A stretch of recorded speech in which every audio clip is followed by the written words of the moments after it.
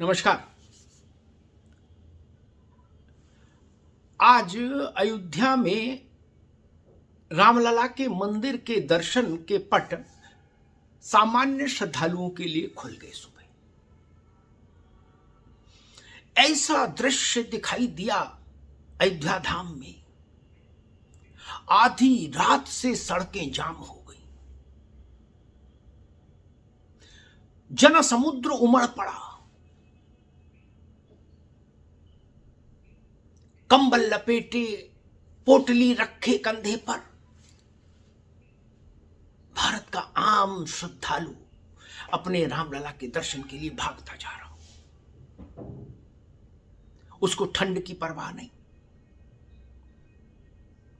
पाला पड़ रहा उसकी परवाह नहीं। अयोध्या में ऐसा दृश्य उत्पन्न हो गया आज सुबह ब्रह्म मुहूर्त में।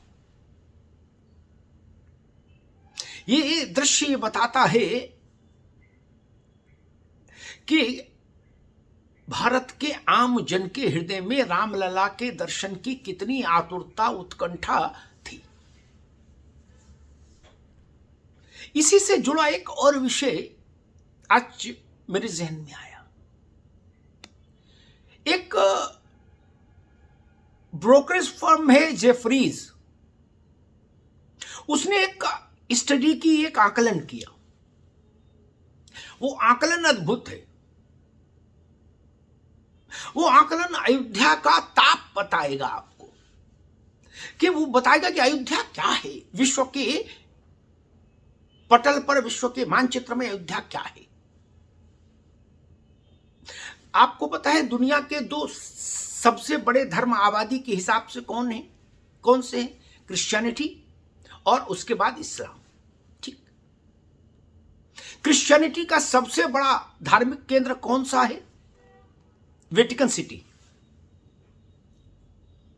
और इस्लाम का सबसे बड़ा धार्मिक केंद्र कौन सा है? सऊदी अरब का मक्का। ठीक,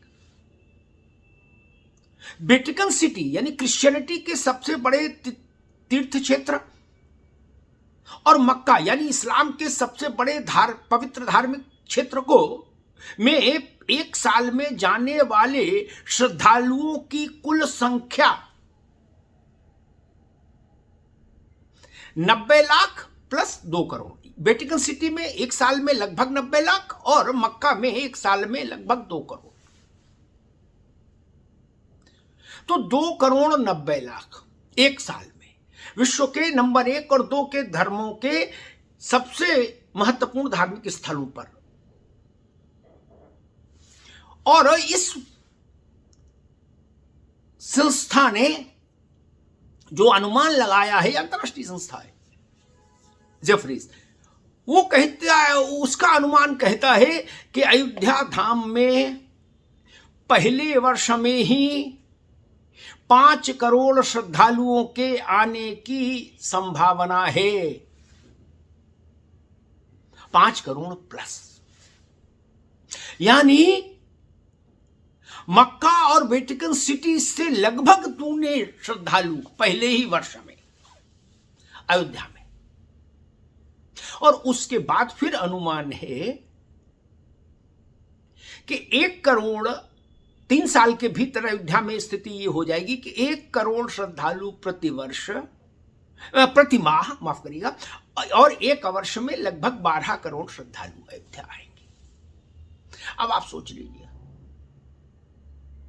अयोध्या का ताप ये, यानी मक्का और वेटिकन सिटी में आने वाले श्रद्धालुओं से दूनी संख्या श्रद्धालुओं की प्रथम वर्ष में ही रामलला के मंदिर पे दर्ज हो जाएगी। अब जब इतना बड़ा जनसमूह, जनसमुद्र आएगा अयोध्या, बनारस हिंदू यूनिवर्सिटी ने एक शोध कराया। उसका भी दृष्टिकोण यही था, यही जानने की चेष्टा थी कि भाई इससे आर्थिक गतिविधियां कितनी और कैसे बढ़ती हैं। उस शोध में ये बात निकल कर आई, अभी हाल में कराया, कि एक व्यक्ति न्यूनतम 2,500 से 3,000 रुपया खर्च करता है ऐसी तीर्थ यात्राओं पर, न्यूनतम, घर से चलने से लेके वापसी घर तक। अब आप सोचिए 5 करोड़ लोग, पहले वर्ष की संख्या को मानकर चलिए 5 करोड़ लोग, प्रति व्यक्ति 2,500-3,000 रुपए खर्चा, अर्थव्यवस्था का चक्का किस गति से घूमेगा? सोचिए। ये महत्व है इस मंदिर का, ये महत्व है अयोध्या का। अयोध्या केवल धार्मिक आस्था का सुमेरु पर्वत नहीं है, वो भारत के रिलीजियस टूरिज्म जिसको अंग्रेजी में कहते हैं, उसका भी सुमेरु बनेगा, उसका भी शिखर बनेगा, ये जान लीजिए। तिरुपति में, तिरुपति बालाजी देवस्थानम में, स्वर्ण मंदिर में, वैष्णो देवी में, दक्षिण के अन्य प्रसिद्ध मंदिरों में अभी जितनी संख्या है श्रद्धालुओं की प्रति वर्ष, अयोध्या में पहले ही वर्ष में उससे कई गुना बड़ी संख्या होगी श्रद्धालुओं की। इसलिए आप ये कह सकते हैं कि अयोध्या में जो रामलला का यह भव्य, दिव्य और नव्य मंदिर बना है, यह विश्व के किसी भी धार्मिक स्थल ने इस दृष्टिकोण से सर्वोच्च होगा, श्रद्धालुओं की संख्या के लिहाज से, दर्शनार्थियों की संख्या के लिहाज से। किसी भी धार्मिक, विश्व के किसी भी धर्म के किसी भी धार्मिक स्थल में उतने श्रद्धालु नहीं जाते होंगे जितने अयोध्या में पहले वर्ष में आ जाएंगे।